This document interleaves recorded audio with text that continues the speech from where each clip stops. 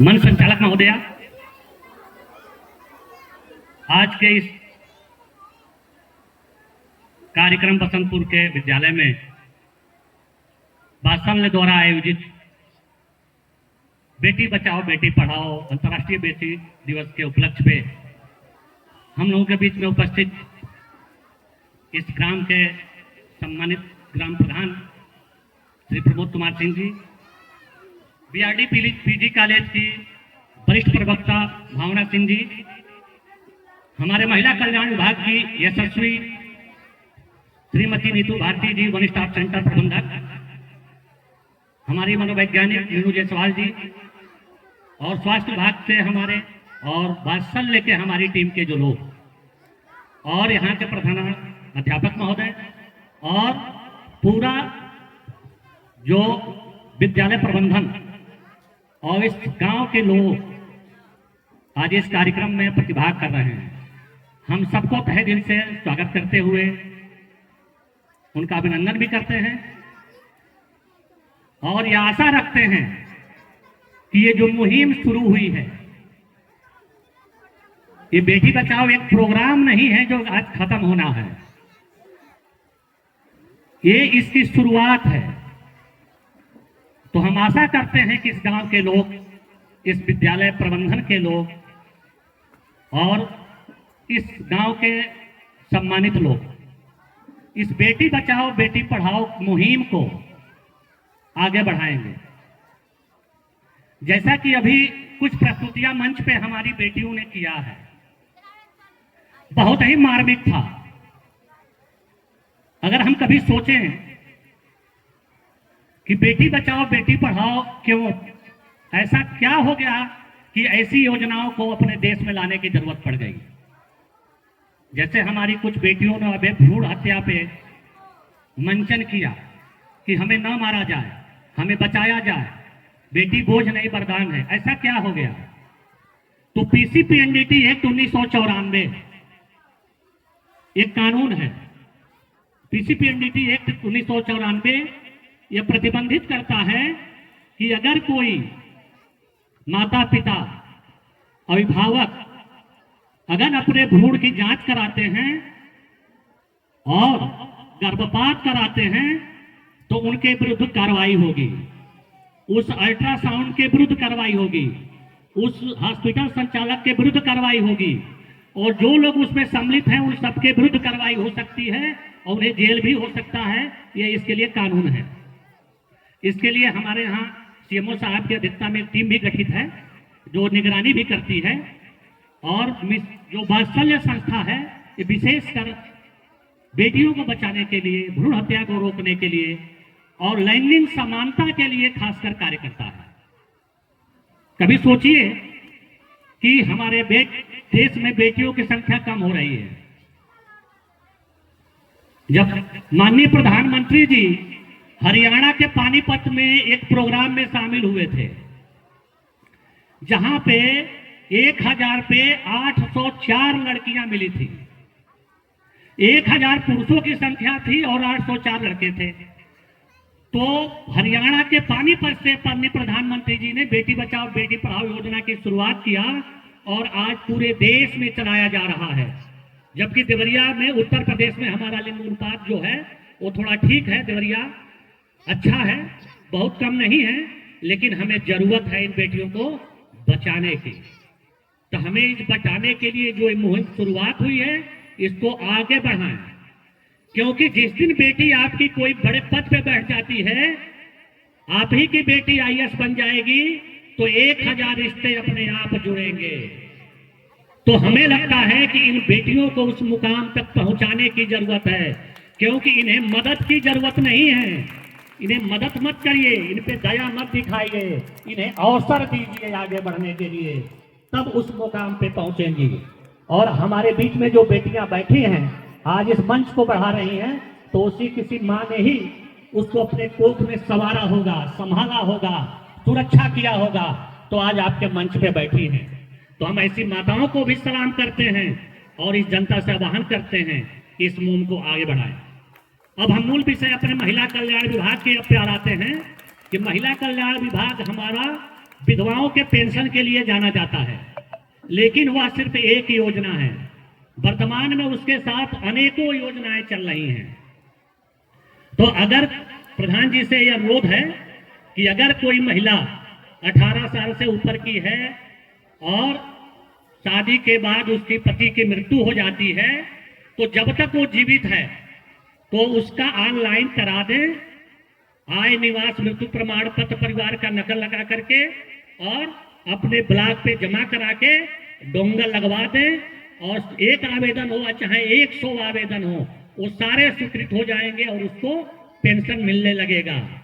और जिन महिलाओं को पेंशन मिल रहा होगा और उनके खाते में मार्च के बाद पैसा नहीं गया होगा, ये बहुत बड़ा विषय है। मार्च तक का भुगतान तो सिर्फ केवाईसी पे हो गया था, लेकिन मार्च के बाद अगर जिसका पैसा रुका है वो बैंकों में आधार और बैंक पासबुक ले जाकर के एनपीसीआई कराएं। एनपीसीआई, जब तक एनपीसीआई नहीं होगा तब तक आपका पेंशन नहीं जारी होगा। तो हमें लगता है कि जिसका पेंशन रुका है वो जाके एनपीसीआई करा लें। इसके साथ एक माननीय मुख्यमंत्री जी ने कोरोना काल में योजना शुरू किया था, उत्तर प्रदेश मुख्यमंत्री बाल सेवा योजना सामान्य, बहुत बड़ी योजना है। ये प्रदेश की सबसे बड़ी योजना और जन कल्याणकारी लाभ देने वाली योजना है। सभी जन संघ जो हमारे समुदाय के लोग इकट्ठित हैं वो इसको नोट भी कर लें कि 1 मार्च 2020 के बाद, 1 मार्च 2020 के बाद अगर किसी भी माता पिता की मृत्यु हो गई है, चाहे माता मरी हो चाहे पिता मरा हो, उनके नाबालिग 2 बच्चों को 2500 रुपया महीना दिए जाने का प्राविधान है। अभी वर्तमान में हम लोग 1017 बच्चों को जिले में इसका लाभ दे रहे हैं। तो अगर आपके विद्यालय में भी ऐसे कोई बच्चा पढ़ रहा हो, लड़का हो या लड़की, जिनके माता पिता की मृत्यु किसी एक की हो गई हो, किसी की कारण बस, चाहे 1-2 महीना पहले मृत्यु हुई हो चाहे कभी भी हुई हो, 1 मार्च 2020 के बाद से लागू है, वो योजना चल रही है। तो अपने गांव में एक सर्वे करा लें और इसमें अधिक से अधिक इसका आवेदन करा के जिला महिला अस्पताल के सामने हमारे कार्यालय में, जिला बाल संरक्षण इकाई कार्यालय में इसको जमा करा दें। वो सारे आवेदन हमारे द्वारा जिलाधिकारी महोदय से स्वीकृत करा करके उन बच्चों के खाते में दे दिए जाएंगे। तो इसके साथ हमारी बहुत सारी योजना चलती है, स्पॉन्सरशिप योजना भी है, हमारी बेटी बचाओ बेटी पढ़ाओ योजना है। हाँ, बेटी बचाओ बेटी पढ़ाओ में एक भ्रांतियां फैली हुई है जो हमारे समाज में इसको रोकना है। अगर आपके गांव में, आपके घर पे कोई भी व्यक्ति बेटी बचाओ बेटी पढ़ाओ योजना में लाभ दिलाने के नाम पे आता है, कोई फार्म भरवाता है, रजिस्ट्रेशन करवाता है, तो बिल्कुल आप मना कर दें, क्योंकि इसमें कोई सीधे लाभ देने की योजना नहीं है। ये प्रचार प्रसार की योजना है, बेटियों को सुरक्षित करने की योजना है, अवेयरनेस करने की योजना है, उन्हें जागरूक करने के, उनके महिला अधिकारों को सुनिश्चित कराने के, उनके बाल अधिकारों को सुनिश्चित कराने के लिए, उनको लैंगिक समानता को दिलाने के लिए ये योजना सीधे लाभ उसके खाते में नहीं देती है। तो बहुत सारे देखे सलेमपुर में ऐसे कुछ लोग पाए गए थे जो बेटी बचाओ बेटी पढ़ाओ के नाम पे आवेदन करवा रहे थे और उनसे पैसे ले रहे थे। तो ऐसा कोई आता है तो उसको लिए आप 112 पे सूचना दें, चाहे 181 महिला हेल्पलाइन पे सूचना दें, चाहे 1098 चाहे हेल्पलाइन पे भी सूचना दे सकते हैं। तो आपके लिए बहुत सारी जन कल्याणकारी योजना महिला कल्याण विभाग से हमारे मिलती है। खास करके हम चाहेंगे कि इन बेटियों की या महिलाओं की सुरक्षा के लिए जो हेल्पलाइन नंबर है उसको आप याद रखें। अगर कोई लड़का या कोई पुरुष किसी भी महिला या बालिका को प्रताड़ित कर रहा है, अपमानित कर रहा है, उत्पीड़न कर रहा है या हिंसा का भय दिखा रहा है, तो उसके लिए वह चाहे तो पुलिस का पावर वुमेन लाइन है 1090 पे कॉल करके अपनी सुरक्षा कर सकती है। अगर कोई बच्चा मिसिंग हो गया है, खो गया है, गुम हो गया है, चोरी हो गया है, तो चाइल्ड हेल्पलाइन 1098 पे कॉल कर सकते हैं। हमारी टीम जो देवरिया की है वहां पर पहुंच के बच्चे को रेस्क्यू करके आपके घर तक पहुंचाती है। इसी तरह से आपकी सुरक्षा के लिए बहुत सारे जो कॉमन नंबर 112 है उसका भी आप इस्तेमाल कर सकती हैं। और सबसे बड़ी अच्छी बात है कि आपके विद्यालय में इतने स्लोगन लिखे हुए हैं कि अगर सिर्फ विद्यालय पे लिखे हुए स्लोगन को पढ़ लिया जाए तो हमें लगता है कि बहुत सारी जानकारी मिल जाएगी। एक बहुत अच्छा विषय है, खास करके प्रधान जी को इसका श्रेय जाता है, तो इस मंच से हम उनको पुनः धन्यवाद करते हैं कि इस विद्यालय की जो साज सज्जा है इतना अच्छा लग रहा है कि शहर से इतने दूर गांव में इस विद्यालय को इतने खूबसूरत सजाया है इन्होंने। कहीं ना इनका एक अथक प्रयास या इन बच्चों के प्रति सोच ही इनको इस लायक बनाया है। तो हम इस मंच से 2 मिनट का समय और लेते हुए प्रश्नोत्तरी करेंगे। अगर किसी के पास कोई प्रश्न हो किसी योजना के लिए तो वह करेगा। हम आमंत्रित करते हैं सभी को कि कोई प्रश्न हो अगर किसी भी बात को लेकर के तो वह करे। अगर किसी के पास कोई प्रश्न हो, चाहे बच्चे हो चाहे जो हमारे विद्यालय प्रबंधन हो या ग्रामीण हो, किसी के पास कोई सवाल है तो बिल्कुल बताएं।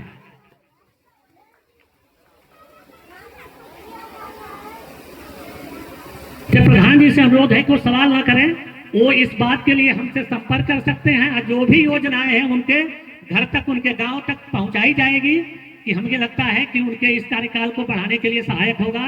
और हम सब उनको जितनी योजना हमारे विभाग की हम चाहेंगे कि जो समाज कल्याण के वृद्धा पेंशन योजना, दिव्यांग पेंशन योजना है, ये सब भी इनको मिले। क्योंकि जो भी हमारे जो 60 साल से ऊपर के लोग हैं वृद्ध, तो उनका वृद्धा पेंशन के लिए उनका भी सर ऑनलाइन करा दीजिए और उनको पेंशन सरकार स्वीकृत कर देगी। क्योंकि अब स्वीकृत करने में कोई समय नहीं है और सरकार के पास पैसे की भी कमी नहीं है। तो बेटी बचाओ बेटी पढ़ाओ के नारा के साथ हम अपनी वाणी को विराम करते हैं। जय हिंद, जय भारत, वंदे मातरम।